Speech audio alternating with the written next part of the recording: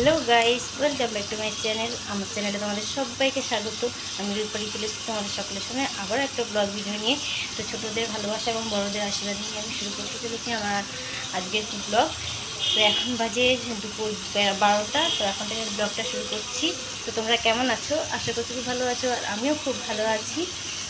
তো এতক্ষণ আমি স্কুলে ছিলাম, স্কুল থেকে সবাই আমি ফিরলাম, ফিরে ফ্রেশ হয়ে আমি এখন রান্নাঘরে ঢুকেছি আর রান্না বসিয়ে দিয়েছি। দেখো, তো চলো আগে রান্নাটা সেরে নিই, তারপর তোমাদের সঙ্গে কথা বলছি।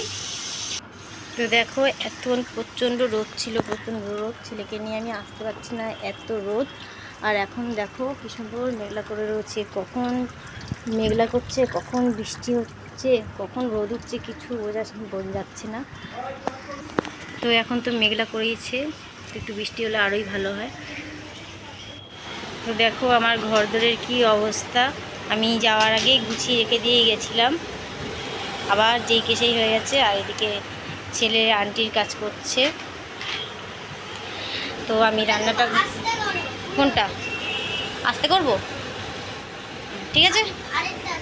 আস্তে করলে একদমই তো আস্তে হয়ে যাবে, আর তাহলে কি হাওয়া লাগবে গায়ে। তো যাই হোক, আগে আমি রান্নাটা সেরে আসি, তারপরে আমি ঘর দোরগুলো গোছাবো। চলো, এইদিকে তরকারি আলু ভাজা বসিয়েছি, মশলাটা আমি রেডি করে নিয়েছি আর পটলটা ভেজে নিয়েছি। মশলাটা কষানো হয়ে গেলে আমি জল দিয়ে পাশে বসিয়ে দেবো।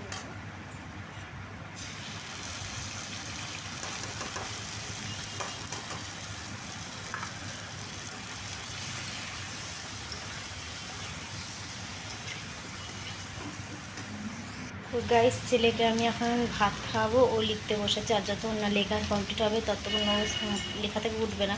তো সেই জন্য ওকে আগে খাইয়ে নেবো, তার মধ্যে লেখাও হয়ে যাবে, তারপরে ওকে চান করিয়ে পড়তে পাঠাবো। তো চলো ওকে খেতে দিয়ে ছেলেকে সঙ্গে কথা বলছি। এদিকে ছেলে লিখছে আর আমি এদিকে বসে খাওয়াচ্ছি, নাহলে আন্টি বকা দেবে ওকে। তো সেই জন্য ও লিখতে বসেছে। তো আমার ভিডিওটা তোমাদের কেমন লাগছে তোমরা প্লিজ কমেন্টেই জানিও, আর যদি ভালো লেগে থাকে লাইক, সাবস্ক্রাইব এবং শেয়ার করে দিও, আর আমার পাশে থেকো তোমরা।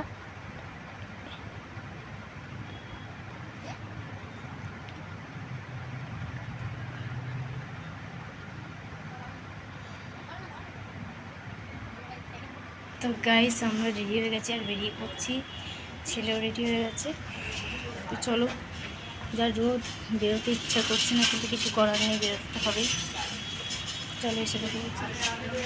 তো গাইস, আমি ছেলেকে দিয়ে চলে এসেছি, আর বাইরে এত গরম, এত রোদ। কিছুক্ষণ আগে দেখলে মেঘলা হয়েছিল, কিন্তু আবার জেগে সেই রোদ উঠে গেছে।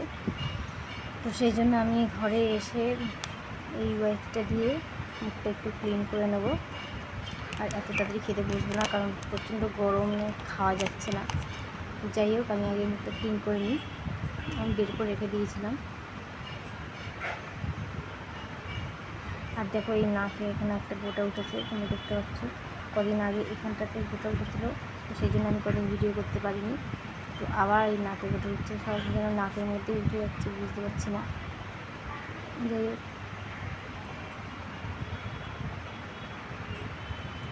রেস্ট নিয়ে তারপর আবার ছেলেকে আনতে যেতে হবে, তারপরে ছেলেকে ঘুম পাড়াবো। আমি যদি না শোয়াই ও তো ঘুমাবে না, তো সেই জন্য ওকে আবার ঘুম পাড়াতে হবে। তো চলো, আমি খাওয়া দাওয়া করে কটা বাসন ছিল সেগুলো ধুয়ে আমি আবার বেরিয়ে পড়লাম ছেলেকে আনতে। আমার ননদ আমার জন্য ওয়েট করছে, তো সেই জন্য আমি আমার ননদের কাছেও যাচ্ছি। সামনেই আমার ননদ দাঁড়িয়ে আছে। এই যে আমার ছেলে আগে আগে যাচ্ছে, আমার ননদ যাচ্ছে, আর আমার ননদ দেখো একটা সুন্দর গাছ নিয়ে এসছে। একটা হচ্ছে জবা গাছ, একটা টগর গাছ। তো গাইস, আমি বাড়ি চলে এসেছি, আর আমার ননদ গাছ নিয়ে এসছে, তো সেটা একটু এগিয়ে গিয়ে নিয়ে আসলাম। আর এখানে বসে পড়েছি আম নিয়ে, এখন বসে বসে খাবো। তো গাইস, ভিডিওটা আর বড় করলাম না, আজকে এখানেই শেষ করছি। নেক্সট ভিডিওতে আবার তোমাদের সঙ্গে দেখা হচ্ছে। টাটা।